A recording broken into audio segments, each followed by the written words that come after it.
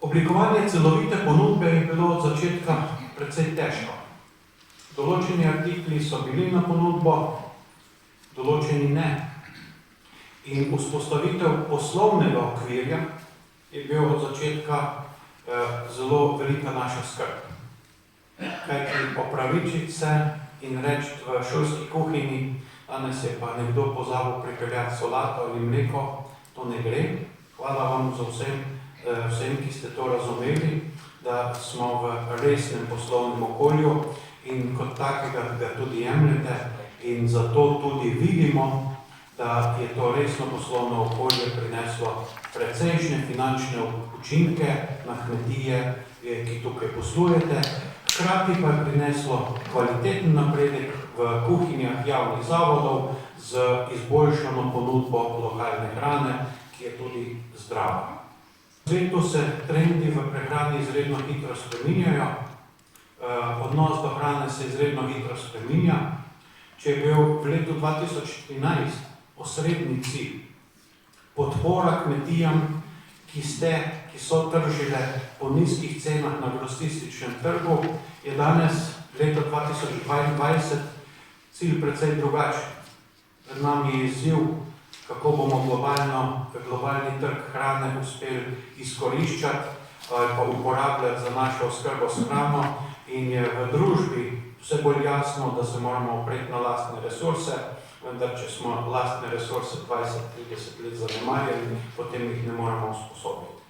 Jaz ocenjujem, da ste vi tisto jedro, ki lahko pokaže kvalitetno pot dobave lokalne hrane v javne zavode in nekako obe strani, ki sta pomembni, tako proizvajalec kot kupec, sta tukaj skupaj povezana in zagotovo boste oblikovali to mrežo danes na bolj aktivni način in še bolj neposredno. In učinki so se res pokazali. Kvaliteta hrane v javnih zavodih, boljše trženje na kmetijah, usposabljanje za trženje tudi na drugih področjih, po drugih tržnih poteh, da jih ne naštevam še enkrat. In vse to skupaj ima učinek na celotno lokalno gospodarstvo, kar je naš skupni cilj. Začela bi kar z novostjo, ki nas je zelo presenetila. 1.1.2022 je začela veljati sprememba zakona o javnem naročanju. Ta določa, da so izvzeta javna naročila živil, če njihova vrednost presega mejno vrednost v objavo na uradnem listu Evropske unije, to je trenutno 215 000 evrov. Če ponazorim, to pomeni, da javnih naročil ni potrebno več objaviti na portalu javnih naročil, ampak se lahko naročnik sam odloči, komu bo poslal povpraševanje. Dobavitelji seveda morajo izpolnjevati vse zahtevane pogoje in biti konkurenčni.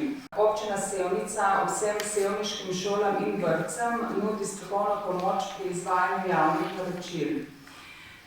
Ves čas stremimo k temu, da izločamo po zakonodaji določenih 20% možnosti izločitev posameznih sklopov in jih oddajamo lokalno. Zavedamo se lokalnost prve in predvsem načela kratkih verig, da je hrana od kmeta do šole dostavljena po čim krajši poti in seveda da je iz lokalnega okolja.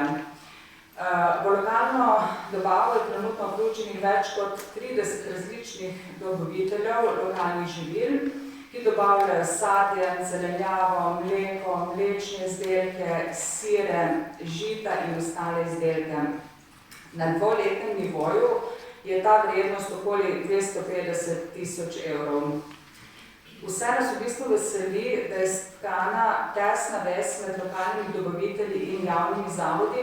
Pogosto namreč slišim, da so posamezni dobavitelji povečali svoje kapacitete, razširili svojo ponudbo in postali zelo fleksibilni pri dobavi živil. Kje vidimo dodatno lokalno dobavo več kot 20%? Do sedaj, tekom let, ste se vsi ponudniki, ali večinoma ponudnikov izkoristili to možnost za dobavo do 20% v javne zavode. Sedaj imamo možnost vsi, da naredimo veliko več.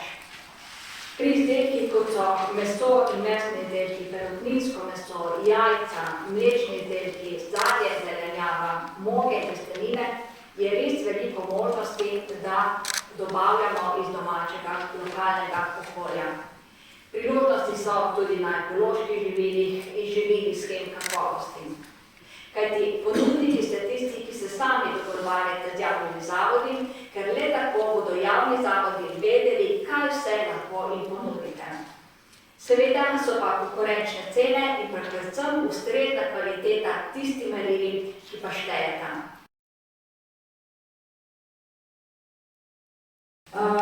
Živimo v občini, kjer zaradi same konfiguracije terena nimamo veliko nizkih površin, ki bi jih izkoriščali za predelavo humane prehrane. Vendar kljub temu imamo možnosti oziroma rezerve, ki bi se lahko še marsikatero travinje spremenilo v njivsko površino v ta namen. Vsak predelovalec ve, da težje kot je predelati, je še težje prodati. Z vključevanjem v javne zavode se nam odpira ena od možnosti organiziranega odkupa. Tu imamo v mislih predvsem odkup, ki predelava temelji na ponaprej znanem in dorečenem dogovoru, tako po vrsti, kot tudi po količini predelave. In na tak način se bomo izognili nehvaležnim komentarjem iz ene in druge strani. Zato predlagamo, da javni zavodi podajo svoje mnenje, svoje potrebe po vrstah in količinah predelkov in proizvodov, kar bo na koncu merilo oziroma osnova za kmetijo, ki se bo vključila v shemo, ker bo imelo pogled, kaj posamezen zavod potrebuje, kaj želi in na osnovi tega si bo dejansko potem tudi kmetija podala svoje možnosti pestrosti predelave in obenem si bo možnosti tudi razširila svoj kolobar. Kmetijski svetovalci, ki delamo v okviru Kmetijsko-gozdarskega zavoda Novo mesto, se zavedamo pomena takšnega sodelovanja kmetij z javnimi zavodi in ga tudi podpiramo. Za našo specialistično službo se bomo aktivno vključili v delovanje na celotni verigi, od tehnologije predelave, pa tudi do prodaje, ko je potrebno izpolnjevati tudi zahteve dobre higienske prakse. Vse šole v naši občini omogočajo otrokom, učencem šolsko kosilo in pa šolsko malico. Vsem tistim otrokom, ki prihajajo v šolo že v 6. uri zjutraj, tudi šolski zajtrk in vsem otrokom, ki ostajajo podaljšano bivanje, tudi popoldansko malico. Vsi vrtci omogočajo otrokom šolski oziroma vrtčevski zajtrk, kosilo, dopoldansko sadno zelenjavno malico in popoldne še popoldansko malico. Vse šole, zavodi pripravljajo prehrano tudi za zaposlene, nekateri zavodi pa tudi za zunanje prevzeme. To pomeni, da vseh 7 šol in vrtcev skupaj za 2350 otrok, 5 gor ali pa dol, dnevno pripravljamo približno do 6000 obrokov dnevno. Od tega je 2038 kosil, pa če se zdaj malce pošalim, če imamo krompir za kosilo, vsak en krompir je to toliko krompirjev na dan. Če vi znate to bolj zaračunati, kaj pomeni toliko otrok, pa potem prenesti na krožnik. Šola z veseljem pozdravlja povečanje lokalne oskrbe in razširitev sodelovanja s predelovalci lokalne hrane. Menimo, da še sedaj naši otroci jedo bolj zdravo, kakovostno, raznovrstno in lokalno hrano in da še sedaj zelo dobro sodelujemo tudi z lokalnimi dobavitelji.